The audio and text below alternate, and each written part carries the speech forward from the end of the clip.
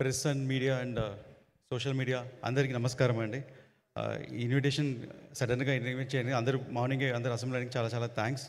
And sir I'm very happy. నేను సడన్గా మీరు ప్రెస్ మీట్ అని చెప్పగానే నేను ఒక లోపల ఒక చిన్న సంతోషం వచ్చింది. అందరూ మిమ్మల్ని కలవాలి, ఒకసారి చూడాలి, మీడియా వాళ్ళందరికీ ఒక మనసులో ఒక కోరిక సార్. అండ్ ఆ కోరిక ఈరోజు నెరవేరింది. Very happy about that sir. And movie గురించి వస్తే లైక్ ఆల్రెడీ మూవీకి హెవీ వర్క్, విఎఫ్ఎక్స్ వర్క్ జరుగుతుంది అని సార్ చెప్పారు. అండ్ నిన్న నైట్ కూడా ఫైనల్ మిక్స్ జరుగుతూ ఉండేది ఒక రీలు. అండ్ నాకు ఎస్టిమేషన్ ఉండేది ఒక రీల్కి ఒక 2 hours అవుద్ది, 3 years అవుద్దని.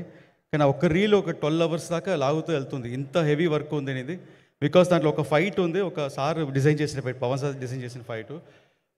దగ్గర ఆ ఫైట్ ఒక 18-20 minutes ఎపిసోడ్ ఉంటుంది. ఫైట్లోనే ఒక కథ చెప్తున్నాం మనం. ఆ కథ చెప్పేదానికి మ్యూజిక్లో కథ చెప్పాలి. దానికి ఒక బ్యాక్గ్రౌండ్ స్కోర్ చేసేదానికి కిరవాణి సార్కి ఆల్మోస్ట్ ఒక 10 days పట్టింది. ఆ ఒక సీక్వెన్స్కి మాకు బ్యాక్గ్రౌండ్ స్కోర్ చేసిన దానికి. దాన్ని మళ్ళీ ఫైనల్ మిక్స్లో తీసుకుని వచ్చేటప్పుడు దానికి ఒక 8 hours పట్టింది.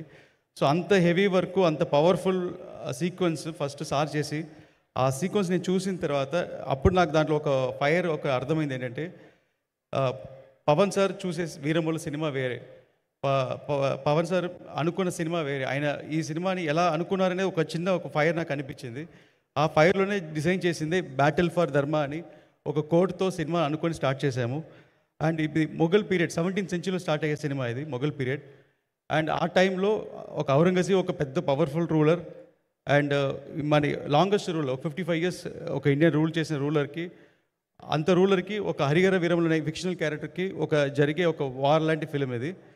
సో ఈ ఎపిసోడ్లో ఇంత పవర్ఫుల్ క్యారెక్టర్ డిజైన్ చేసిన దానికి నాకు వర్కింగ్ ఆపర్చునిటీ దొరికింది. పవన్ సార్ నేను చాలా థ్యాంక్స్ చెప్తున్నాను సార్. అండ్ ఈ పిక్చర్ నేను టేక్ ఆఫ్ చేసిన దగ్గర నుంచి ఇప్పుడు దాకా 1 second కూడా నేను రిలాక్స్ అవ్వలేదు. ప్రతి సెకండ్ ఒక ఇద్దరు పీపుల్ డ్రీమ్. మా నాన్నగారు ఏం రత్నం సార్, ఆయన బాగా కసితో పనిచేశారు. ఆయనకి పర్సనల్గా నీ సర్జరీ ఉండింది, దానికి కూడా పోస్ట్పోన్ చేసుకున్నారు. ఎలాగైనా ఈ సినిమా ఫినిష్ చేయాలి అని. సో ఆయన కసి అండ్ పవన్ సార్ కంట్లో కనిపించిన ఫైర్, ఈ రెండు అసలు ఆపలేదు. సో దానివల్ల నేను ఎంత నా మ్యాక్సిమం వాట్ ఎవర్ నేను దీని మీద పెట్టి ఎంత డెడికేట్ చేయగలుగుతాను అంత maximum I did this. And ఈరోజు రిజల్ట్ కనిపిస్తుంది. అండ్ ఫర్ ఎగ్జాంపుల్ మనోజ్ సార్ని నైట్ 3-4 దాకా కూర్చోబెట్టింది నేను. ఆయన కంట్లో మీకు చూస్తే కనిపిస్తుంది. గ్లెండన్ అందరికి ఎవరిని ఎదుర్కొని ఆల్మోస్ట్ ఒక 10 days 15 daysగా. సో అందరు నాతో పాటు నాతో వర్క్ చేసిన టెక్నీషియన్స్ అందరు స్ట్రెయిన్ అయ్యారు సినిమా కోసం. ఎక్స్ట్రా ఇన్పుట్ పెట్టిన ప్రతి ఒక్కరికి నేను థ్యాంక్స్ చెప్తున్నాను.